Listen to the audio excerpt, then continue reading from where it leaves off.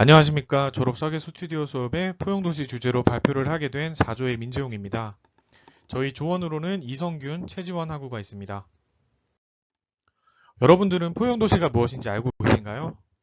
얼핏 들어보신 분들도 계시고 처음 들어본 분들도 계시겠죠? 저희 4조가 지금부터 포용도시의 개념을 확실하게 설명해 드리도록 하겠습니다. 첫 번째 목차로 포용도시의 의미와 등장 배경입니다. 포용이라는 말은 배제하다의 말과 대비되는 용어입니다. 국제사회에서는 포용이라는 키워드를 통해서 주거와 일자리, 교육, 문화, 서비스, 사회 네트워크 등 도시자원 배분을 통해 올바른 사회를 만들기 위해 노력하고 있습니다. 쉽게 말해서 여기서 말하는 포용이라는 의미는 사람들을 사회에 속하게 해준다는 의미입니다. 그러면 포용도시는 어떤 의미인지 감이 오시나요?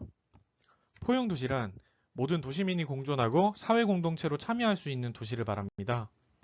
앞서 포용의 키워드와 마찬가지로 주거, 문화, 서비스, 사회 네트워크, 교육, 일자리 등이 잘 균등하게 배분되어 있는 도시라고 말할 수 있습니다. 이러한 포용도시를 만들기 위해서 국제사회에서 포용도시에 대해 다양한 논의가 이루어지고 있습니다. 이를 간단하게 요약을 하면서 포용도시라는 말이 등장하게 된 배경에 대해서 설명해 드리도록 하겠습니다. 국제사회에 포용도시가 등장하게 된 배경을 연도순으로 설명을 해드리겠습니다. 2009년에 세계은행은 기존의 공유 성장을 지향을 포용적인 성장으로 전환해야 한다고 말하며 기존의 공유 성장에서는 소득 분배가 주로 핵심 이슈로 논의되었지만 포용적 성장에서는 실질적 빈곤 감소와 균등한 분배 효과가 핵심 이슈로 논의되게 되었습니다. 2014년 경제협력개발기구 OECD에서는 포용적 성장을 위한 기본 틀에 대한 논의를 통해 빈곤 감소, 참여 확대, 지속가능성 추구, 불평등 해소 등을 주요 의제로 제시했습니다. 2015년에 세계은행은 한 번 더 포용적 성장에 대해 강조를 했는데요. 2009년에 포용적 성장에 대해 논했던 것에 더해 사회적, 경제적, 공간적 관점에서의 포괄적인 의미로 공공서비스, 생활 인프라에 대해 균등한 접근성을 한 번 더 강조하였습니다. 같은 연도인 2015년에 유엔개발 계획의 지속가능 개발 목표에서는 도시공간의 전략과 관련하여 포용적이고 지속가능한 도시화와 지속가능한 인간의 환경을 계획하고 관리하기 위한 역량을 강화할 것을 제안하며 포용적 성장에 대한 필요성을 논의하게 됩니다. 마지막으로 2016년에 유엔 헤비타트 제3차 주거와 지속가능한 도시개발에 관한 유엔 회의에서 포용적이며 지속가능한 도시개발을 핵심으로 한 포용도시를 앞으로 향후 20년 동안의 새로운 도시 의제로 정하게 됩니다. 여기서 유엔 헤비타트에서 말하는 포용도시란 차별이 없고 모두가 접근 가능하며 모든 사람이 동시에 혜택을 고루 나누는 도시를 지향한다고 정의했습니다. 다음 목차는 포용도시의 프레임에 대해서 설명드리겠습니다. 앞서 국제사회에서는 포용도시는 다양한 의미로 정의되어 왔는데요. 다양한 의미 속에서도 포용도시가 모든 도시민이 차별받지 않고 각자의 역량을 높일 수 있도록 지향하고자 함은 같았습니다.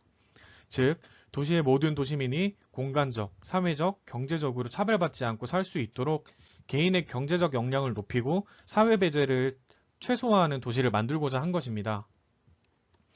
이러한 포용도시는 세 가지 영역으로 프레임을 나눌 수 있는데요.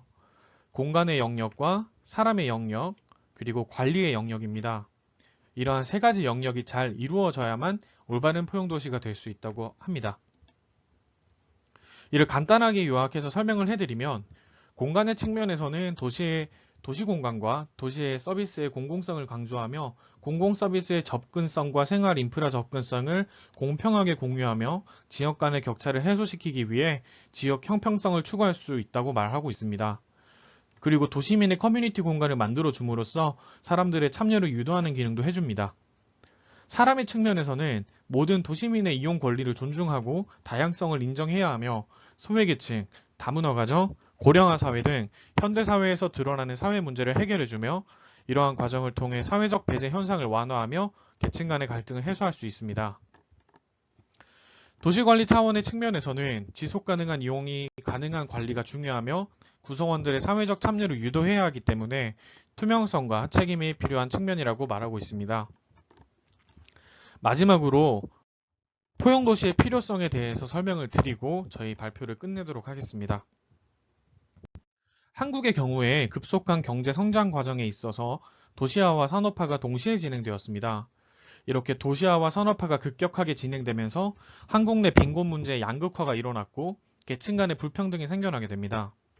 하지만 그 당시에는 일시적인 문제 현상으로 간주하고 환경의 지속성에 대한 경각심을 크게 갖지 못했는데요.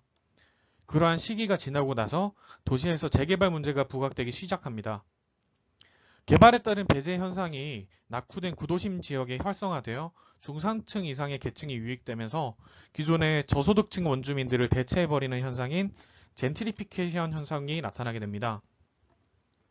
이런 현상처럼 지역 개발이나 건축물의 개발에 따른 사회적 배제 현상이 더욱 심해지면서 도시의 포용적 성장에 대한 중요성이 더욱 커지며 포용적 성장의 필요함을 더욱더 느끼게 된 것입니다. 가까운 미래의 도시 발전 주요 동력은 지속 가능한 발전을 넘어서 포용에서 나오는 균형적인 성장이 될 것이라고 합니다.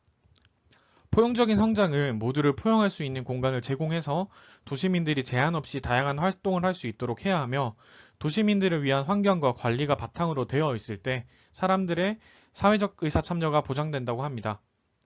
이러한 다양한 시민들의 사회적 의사 참여가 이루어진다면 도시의 양극화 문제와 소외계층 갈등 문제 등 많은 사회 문제를 해결할 수 있는 기회가 생기게 되는 것입니다.